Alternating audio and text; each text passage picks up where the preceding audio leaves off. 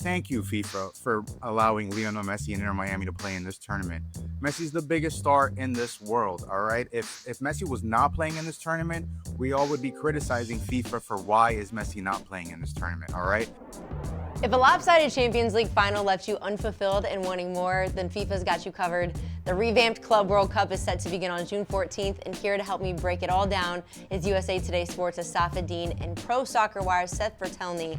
Guys, let's jump right into this, and I think we have to start right what we saw in Germany in that Champions League final. PSG absolutely dominating Inter Milan, but guess what? Both of those teams are competing in the Club World Cup, and they're joined by several other powerful European teams.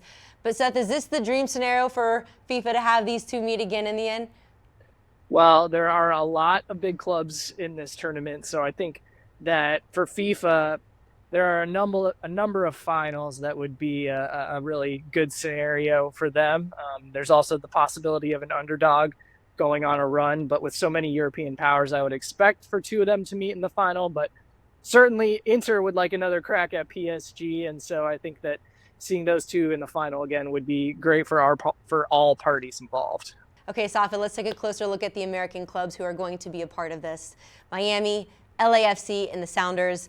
I mean, the Miami team, even making it to the tourneys, come under some scrutiny, basically getting a special invite in order to get Messi involved. Do you feel like, is that big of a deal, though? Is it that big of a deal? Okay. So Inter Miami got invited into this tournament for winning the MLS Supporters Shield last season. So they pretty much won the regular season title. They flamed out in the first round of the playoffs last year. It is a way for FIFA to sneak Lionel Messi into the tournament. Yes, we can acknowledge that. And also, thank you, FIFA, for allowing Lionel Messi and Inter Miami to play in this tournament. Messi's the biggest star in this world, all right? If Messi was not playing in this tournament, we all would be criticizing FIFA for why is Messi not playing in this tournament, all right? Inter Miami's going to have 3 games in the group stage to make some noise. We'll see if they advance.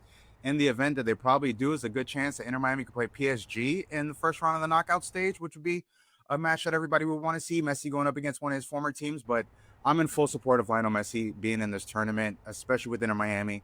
I don't mind that FIFA pulled these strings. Good on FIFA for pulling these strings. Okay, this one's for both of you. Let's talk superstars in the Club World Cup. So who's one player American fans may not know so well that they're going to be in all of watching during this tournament? So Seth, let's start with you first and then Safid. Yeah, I'm going to give you a couple. First of all, from one of the big clubs, Real Madrid, Arda Güler, a young Turkish player. He's gotten sporadic opportunities, but it's hard to break through in a side like Real Madrid on a consistent basis. But he's got all the tools to be one of the best players in the world. Mathis Albert is a winger who just turned 16. He's been starring on the youth levels for Borussia Dortmund. He's considered one of the top American prospects at any age level.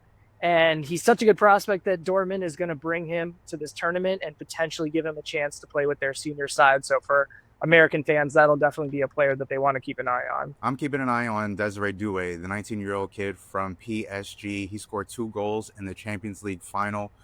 For a tournament like this, of this size, obviously Lamine Yamal is the big young star in Europe out of Spain and Barcelona, but I think Doué's got a chance to make some noise here and really resonate with some of the young fans, kind of like how Mbappe did, several years ago when he won his first World Cup in 2018 and then lost to Lionel Messi in the World Cup in 2022. For sure. And speaking of big names, Safid, FIFA has announced a transfer window for clubs ahead of the tournament. Could we see someone like Ronaldo join one of those squads and play? Yeah, Cristiano Ronaldo, if he does join the Club World Cup field, it would immediately, elevate the scope of the tournament. I just don't know if it's going to happen. We're running out of time here for him to join a club here.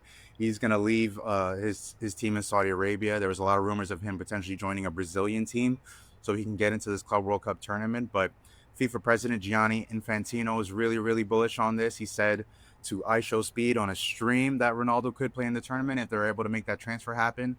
I'm not sure if they're going to have enough time with visas, this and that, but if Ronaldo would play in the tournament, it'd be great, and we'll still see. He's still going strong. We could see him in the next World Cup for Portugal if we don't see him in the Club World Cup. All right, Seth, we're smack dab in the middle of a very busy soccer calendar. We just finished Champions League. We have the Gold Cup happening at the same time as the Club World Cup. And then the actual World Cup is just around the corner in 2026. So are we worried about player burnout? What are teams and leagues doing right now to ensure players are getting rest despite these back-to-back tournaments? Yeah, it's a major concern. The Global Players Union FIFPro filed a complaint over this tournament being expanded. That complaint is still kind of working its way through the system. But look, players have been pretty open about the fact that this tournament is a major new demand on them, and they already don't have a lot of rest. Moving this tournament from 7 teams to 32, teams that go all the way to the final are going to have to play an extra 6 or 7 games at a time when they normally would be resting. It's a major concern, and it just seems like there isn't really an end in sight to the amount of games that these players are asked to participate in. As far as the leagues, they're not going to do much. The seasons are going to start when they start, and so it's really up to individual teams to manage this situation how they feel is best. Maybe they'll be able to rotate their squads a little bit in this tournament, but it's not like a preseason event where they can play youth players and reserves more than they normally do. There's a lot of money at stake. They're going to try to win this competition. So the teams are going to have to figure out how to be competitive in this tournament and at the same time give players rest. Maybe it involves letting players have a little bit of time off early in the next season, but it's definitely a concern. And Safid, you recently wrote about MLS players protesting pay ahead of the Club World Cup, complaining that the tournament's putting more on the players' plate without getting a fair share of the revenue. And FIFA responded saying that the MLS is going to get a nice windfall from this. But do you think players have a leg to stand on here? Could we see the players opt out of the tournament if FIFA doesn't even the playing field? I don't think we're going to see players opt out of the tournament just yet, but you never know. Things could change. The thing is, MLS players have a collective bargaining agreement that's kind of outdated for what the Club World Cup is providing here. I mean, $1 billion prize pool, MLS teams are going to make just $10 million just for participating. And that number is going to go up if they happen to win any games and advance to later rounds of the tournament. MLS players, when they typically play tournaments like this, they only share about $1 million capped off, and that's all the players and all the teams share that 1 million divvied out by the team, however they see fit. And when you're obviously talking about a $10 million prize just for participating, you can see where the MLS players want a little bit bigger piece of that pie. The schedule is overloaded. They're going to be playing more games, at least 3 for these MLS teams, and I think they have something to stand on. It's just whether the teams and MLS and FIFA can make something happen for these MLS players. All right, let's get into some predictions here. So who do you guys see lifting this trophy when all is said and done? Safid, we'll start with you and then Seth. Yeah, I don't want to take the easy road here, but I'm going to go with Real Madrid. I think this is a big tournament for Kylian Mbappe, especially after how the Champions League unfolded and La Liga unfolded as well, too. Look, we all talked about how Mbappe, stayed with PSG, then Real Madrid won the Champions League, then he left PSG, and then they won the Champions League right after, right? And then this is also coming off of him losing to Argentina with France in the World Cup in 2022 as well. I think this is a big tournament for Mbappe specifically. I think it's a chance for him to kind of reclaim his seat on the throne as one of the best soccer players in the world individually, and kind of give all of us in America a little preview to say, hey, look, I just won the Club World Cup with Real Madrid, and I'm going to be here with France next year in the World Cup to try to get back to the final again. I think Real Madrid wins this.